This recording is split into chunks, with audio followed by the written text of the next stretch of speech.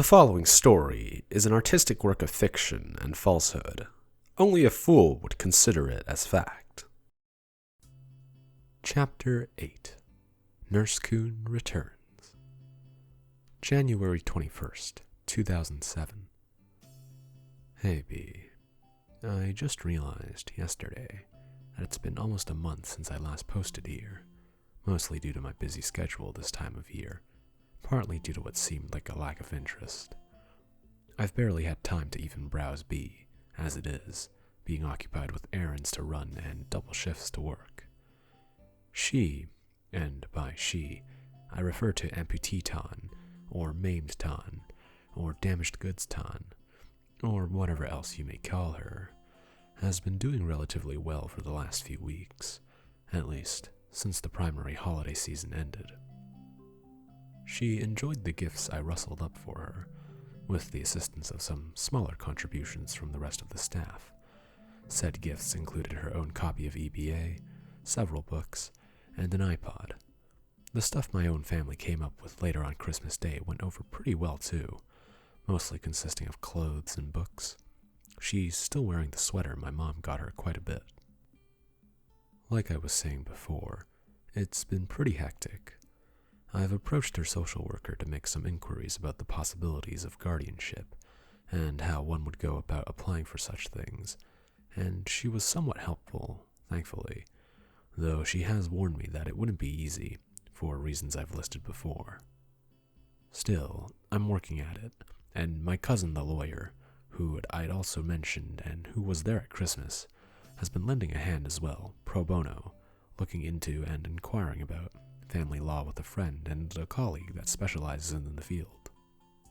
All in all, that aspect is looking pretty good, particularly since I have my family's support in this. They all thought she was pretty darn awesome when they showed up at the home Christmas night and met her for themselves, which felt really good to see since she took it so well. There's really just too much to talk about if I were to mention everything. I could write a small book, really, and since I'm not a writer and it's my day off, that isn't terribly appealing to me. So I guess I'll open the floor to any questions and try to answer them as best I can at this point. You know, if anyone cares enough to have any, that is. Oh, one note before I do so. I did wind up sticking it in her pooper. It was messy. Okay, joke made out of her problem with constipation and the application of suppositories out of the way now.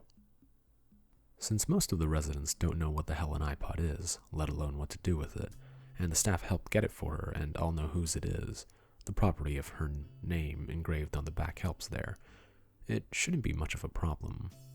If a visitor or something at the rehab facility were to do so, I'm fairly sure that our friendly neighborhood swarthy security specialist would track up the culprit and break his or her kneecaps before retrieving it.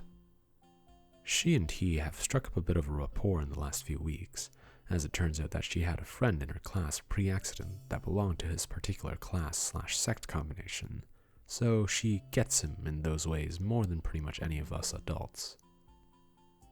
Bel Air. Taken away? What? Shit, someone actually tried to copy pasta as me?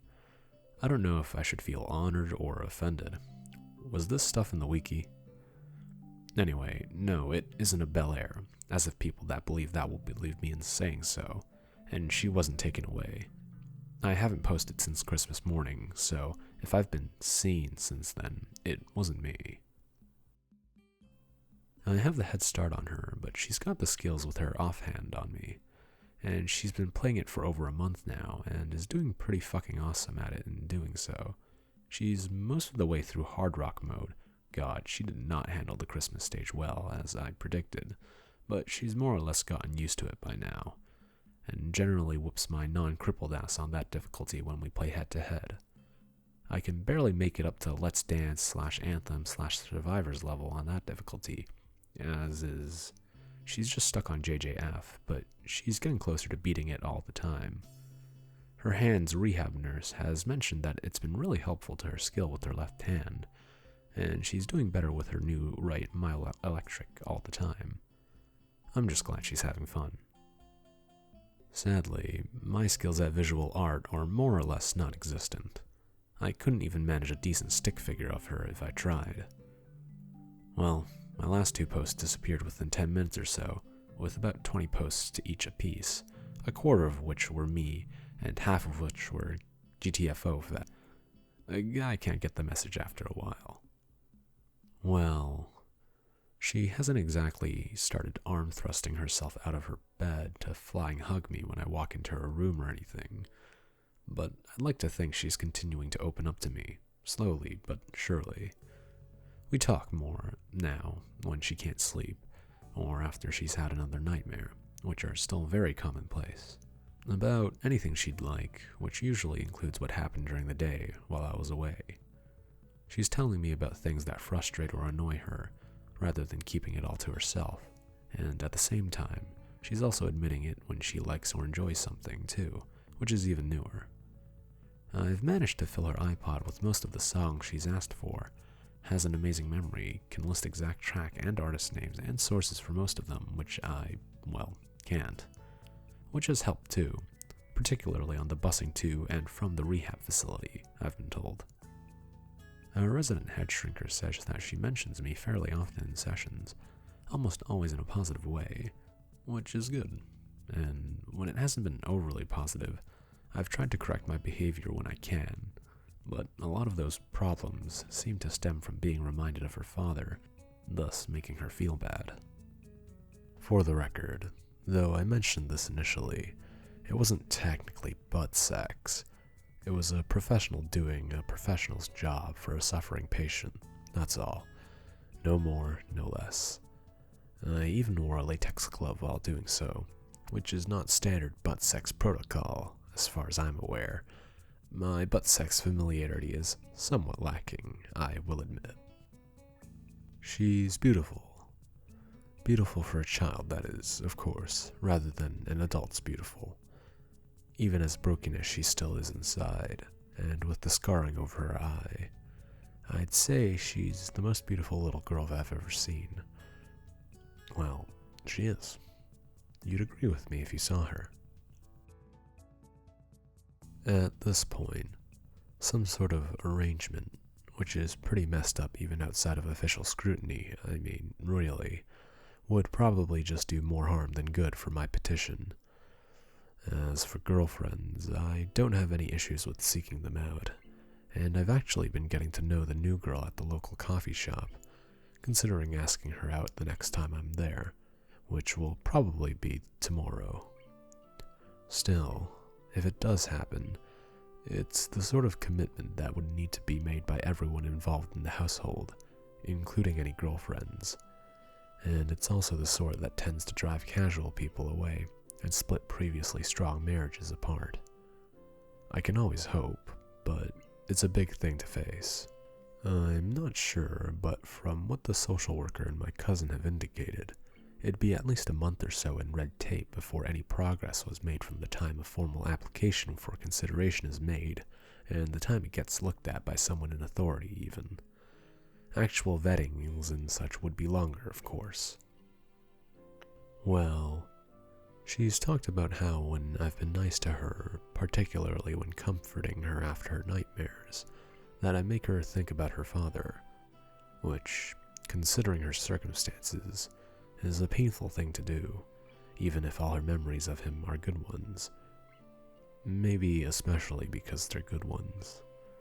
I mean, it isn't healthy for her to have withdrawn as much as she has, a common symptom in PTSD, and she needs to learn to feel again without flinching. But it still hurts, she said, and I'd have to imagine. It makes me feel bad for her, and good inside for her comparing me to him, having clearly loved him tremendously as she did. Very conflicting.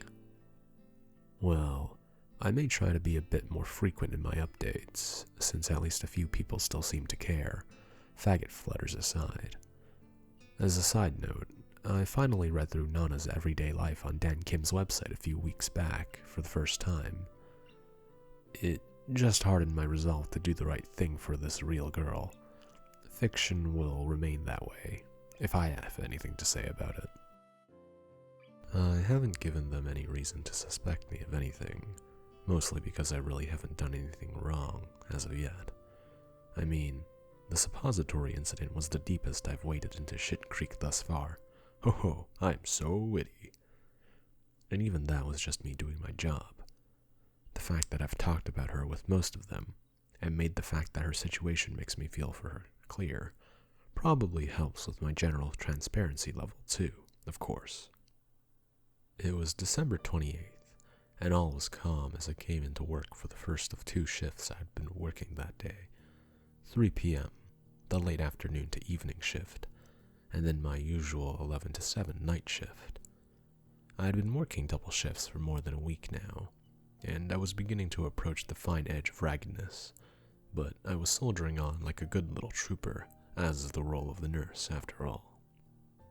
She'd been pretty calm for the past few days, the unexpected buoying of Christmas spirit outpouring overcoming the sting of loss she'd felt at facing her first Yuletide alone. The only noticeable incident had been 2 days previous, when she'd been trying to stand on her own. Beside her bed, on her still new legs, and had taken a fall. When I found her, hearing the crash of plastic and metal prosthetics against furniture in her downward arc from the hallway, she was already in angry tears, biting her lip and practically tearing her legs off herself in frustration, a state which I had to work hard to calm her up from, indeed.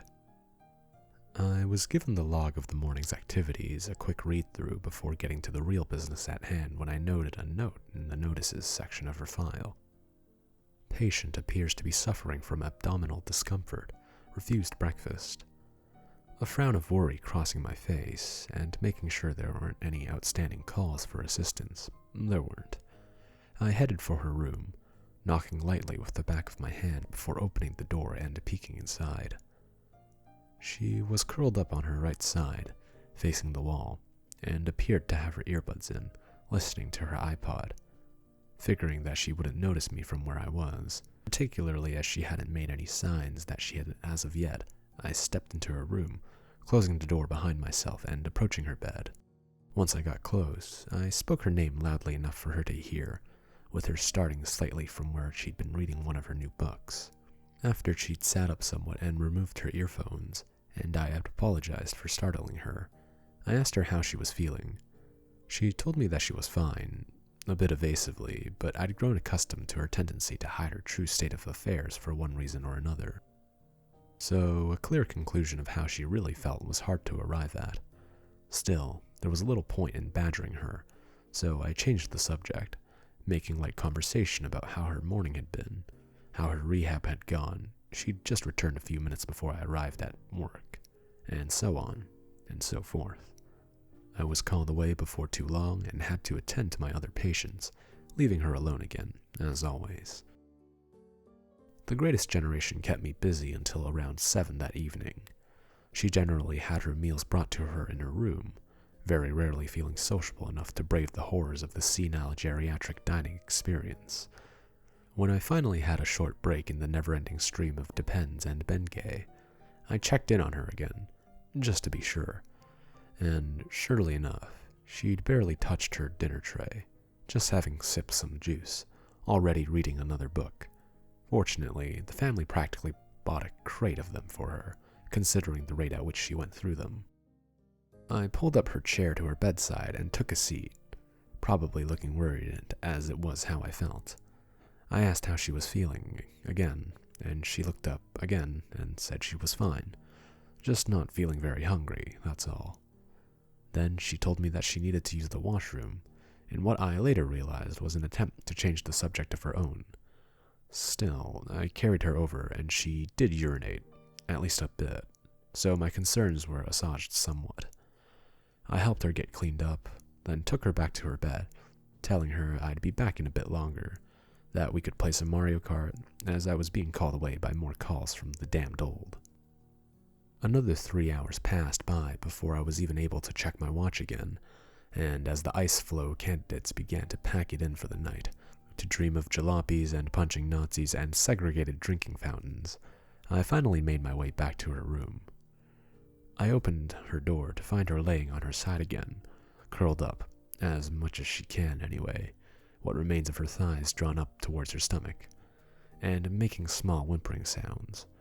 Needless to say, I found this very worrisome, and rushed right over to her bedside, asking her what was wrong. After a moment's hesitation, she finally admitted that her stomach had hurt since last night, and after a few more moments of consideration, the conclusion was reached that she hadn't had a proper bowel movement in at least 5 days. It seems that she'd been somewhat embarrassed to ask me to help her with that particular bodily function in the washroom, and that holding in while I'd start working double shifts, combined with another new nurse on the 3rd shift of the day, with her usual 2 on vacation, combined with the painkiller she was still on due to the lingering pain at her amputation sites, well, it all combined to make for a painful package, pardon the pun. I was somewhat dumbstruck by this situation, to say the least. I mean, I'd already been assisting her with washroom trips for number 1, and while it had been decided that policy in her case would be that female nurses would bathe her, understandable, really, it wasn't as though I hadn't seen anything thus far. Still, turning it over in my mind, I had to admit that I'd never helped her with this before. Maybe she had a reason for shyness in this area, I really didn't know, one way or another, but I did know that it was my duty to help her, somehow. She was still trying to suppress little whimpers of pain as all of the above ran through my little mind, and I'd pulled myself back to the present, taking her small hand into my own and giving it a gentle squeeze, giving my best reassuring smile at the same time. I told her it was all right, that she didn't do anything wrong, and that I could help her. I began to explain how an enema works, and she cut me off, an upset expression on her face as she told me that she'd already had that done once, while she was in the hospital, and she never wanted it to happen again, that she hated how it made her feel in her tummy. I was a little surprised, but recovered admirably, I think, and after a mere second's thought, I propose the route of the suppository. She was rather hesitant and nervous once I explained said alternative to her, but I assured her that it was quick, firstly, and that it was one of the 2 recommended treatments for someone her age with her problem, the other being the fleet enema. She finally accepted it, but clearly wasn't too thrilled.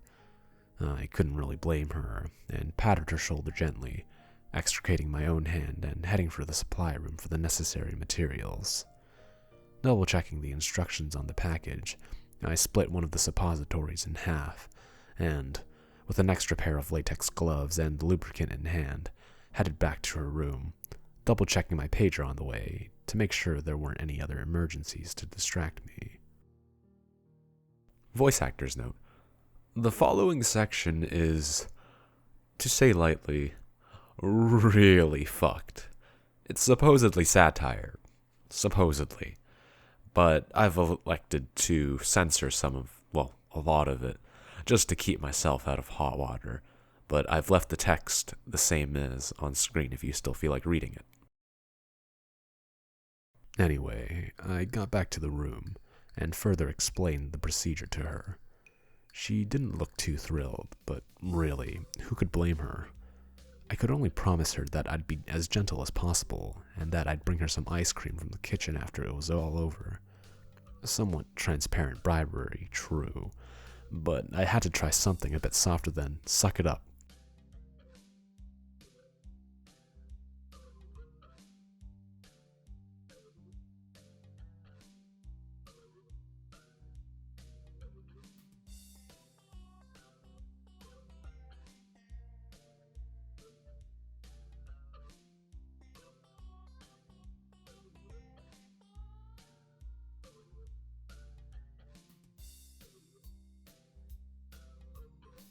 I tugged her gown back up to help her recover herself up, and pulled the sheets up a bit as well to cover her stumps, giving her hand a squeeze as it continued to hold onto my own, and telling her how brave she was, and how well she handled that, helping her turn onto her back, and reaching up to brush her hair out of her eyes with my free hand as she opened them again. I told her how it had been a while before it finished working, and she asked me to stay with her while it did, looking a bit scared. I promised that I would, and moved to sit on the edge of the bed beside her, continuing to hold her hand with my own. After about 5 minutes, She started to shift about beneath the bed sheets and complained that she felt uncomfortable in there, that it burned a little. I reassured her that it was normal to feel that way, and that it wouldn't be too much longer. As time went on, it just got worse, but she just bit her lip and made a visible effort to ignore it after 10 minutes, though her hand started squeezing mine more tightly.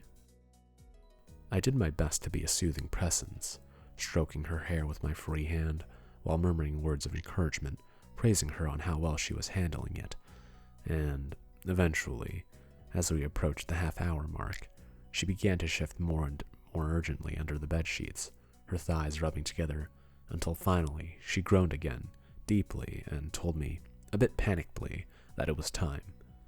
I scooped her up as quickly as I could, having shifted to a more ready position as I anticipated things coming to a head, and hurried into the washroom, helping her to take her seat on the toilet, and holding her steady with my free hand on her hip, my left still tightly held in her own, as she began moaning again, her eyes squeezing tightly shut, hunched forward slightly. And, well, she relieved herself. I'll spare you the details. I helped her clean up after she was finished, which took a while, and left her drenched in sweat, giving her a quick abbreviated sponge bath in her bathing area, then carried her back to her bed and laid her up again. I told her that she didn't need to be shy about asking me, or the other nurses, for help when she needed it. Not even for this. That, hopefully, one experience like this would be enough, to which she agreed. Then she leaned towards me and gave me her best attempt at a hug, which, once I got past surprise, I returned. Nurse-kun is awesome! It's not a very interesting question, but what's in that iPod? What does she listen to? To answer this question rather late, she listens to a lot of different things.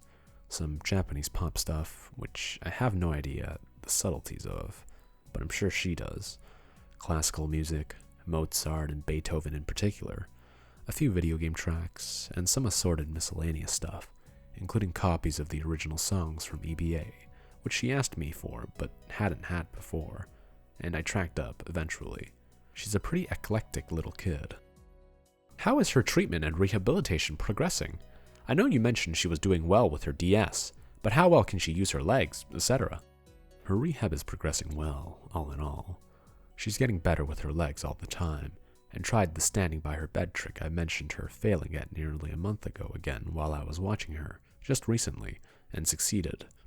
Shakily, though, she was in a pretty good mood for the rest of the night after that.